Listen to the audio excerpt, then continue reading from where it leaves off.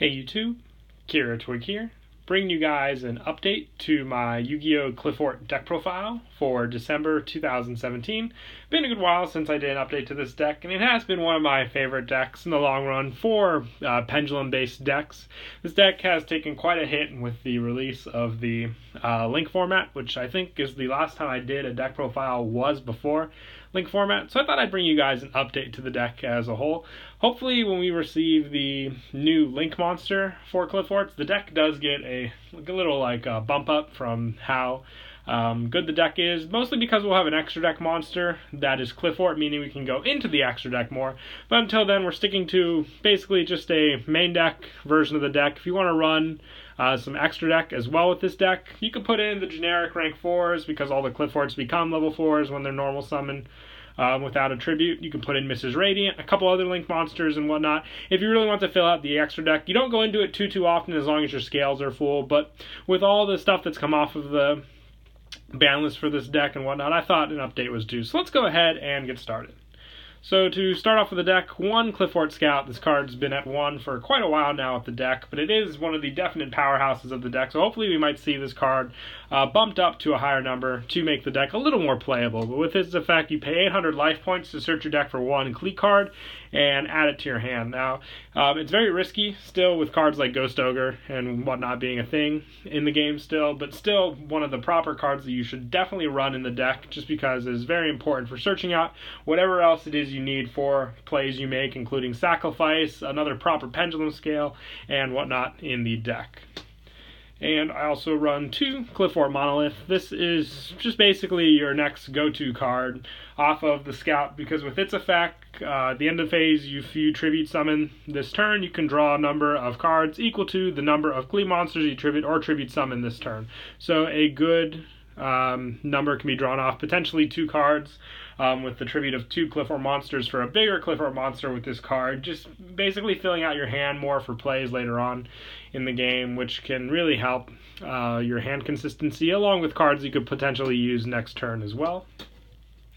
And also 3 Qliphort Helix. This is pretty standard with the deck as well. Same with Carrier. I'm running 3 of each of these cards. Helix's effect is if it's tributed for the tribute summon of a Qliphort monster, you can target 1 card, one spell or trap your opponent controls, and destroy it. So this card takes care of a lot of pesky cards, including back row, pendulum scales, and whatnot that could potentially thwart your plans with this deck. And it's another 9 scale. The varying scales for the Qliphort decks are 9 and 1, so you can make full use of your scales with these cards based on what you have, and each one of them have varying effects aside from Monolith and Scout with their own abilities that either have your monsters gain 300 attack or have your opponent's monsters lose 300 attack. And always remember that, because that's the number one thing I sometimes tend to forget when I am playing this deck, and a lot of other people do too, when either they're attacking your monsters or you're attacking them. But like I stated, also 3 Qliphort Carrier just for this second effect. Helix destroys spell drop cards your opponent controls. Carrier bounces monsters. So working these two together and knowing which ones to go for with each play can be pretty important when you're bouncing back some of your opponent's extra deck monsters who otherwise would get effects when they go to the graveyard.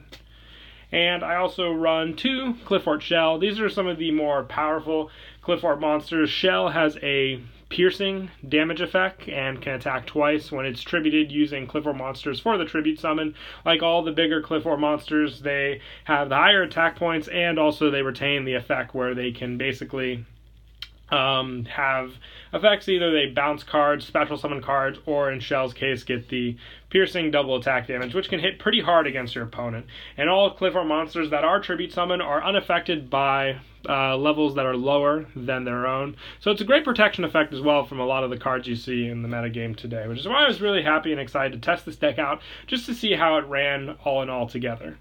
And I also run 3 Qliphort Stealth. This is probably my favorite tribute to go for, basically for the fact that when it's tribute summoned, you target 1 card on the field and return it to the owner's hand. Your opponent cannot activate anything in response to this card's bounce effect. So you basically mean you can chain the tribute effects from Helix and Carrier along with this card, so you can grab multiple cards off the chain and your opponent can't activate anything in response to them, including the pops and the bounces off of these cards. You can even bounce your own Qliphort Scout to reuse if you want with this card.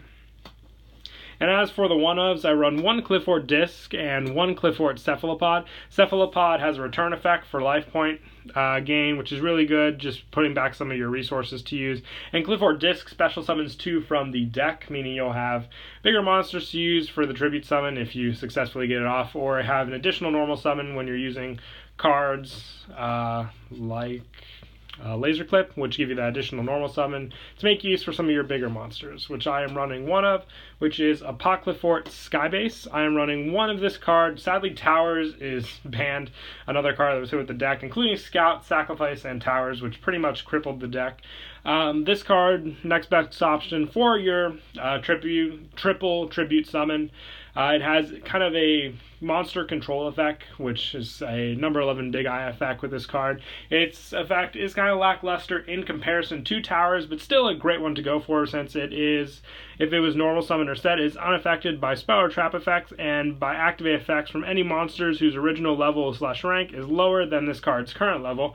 And once per turn, the target one face on monster your opponent controls, take control of it until the end phase, can really limit your opponent on what they can do, because there's no limit to what that monster has when you take control of it, including limiting Skybase's attacking feature and the other monsters. So you can hit for 2 big monsters if you take something pretty important of theirs.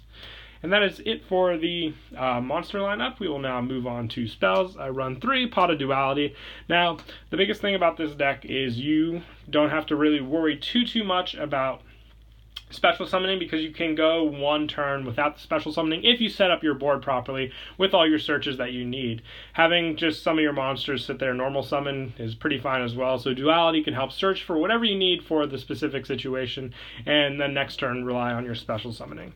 Now, I don't run Card of Demise in the deck anymore, mostly because unlike decks like Yosenju with Card of Demise, this deck was hit pretty hard with the mechanic of the pendulum scales being moved to the monster zones, meaning like with Qliphort Demise, to reach a full back row and not waste any cards in your hand, you needed those 5 spaces and your pendulum scales. So if it happened, you would draw the 3 cards, have already 3 cards set in the spell and trap card zone. You would set 2 from your draw and hopefully potentially draw normal summon or set in the scale as well. But with Card of Demise and Demise Qliphorts being a thing, you really don't have that much room, and most of the time when I ended up drawing off the Card of Demise, I ended up discarding more resources than I wanted to and was missing out on the potential plus that card had, plus an even bigger limiting effect from no special summoning that turn using that card, which is why I don't run it in the deck.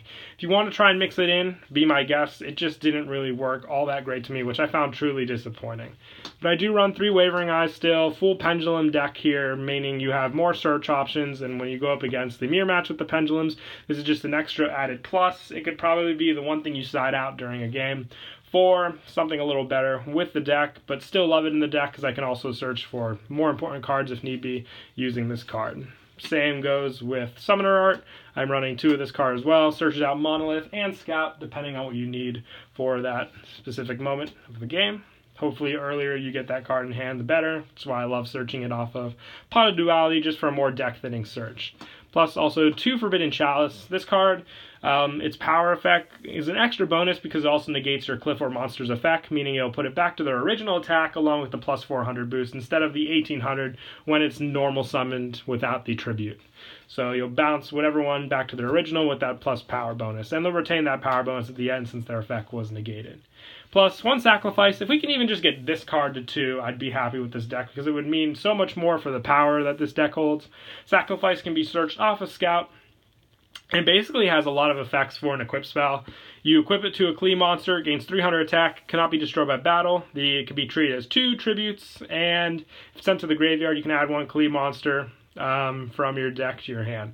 So all in all, very, very powerful. You got to run in the deck, and like I said, I hope one day it comes off the list from 1. That would just help so much with the deck.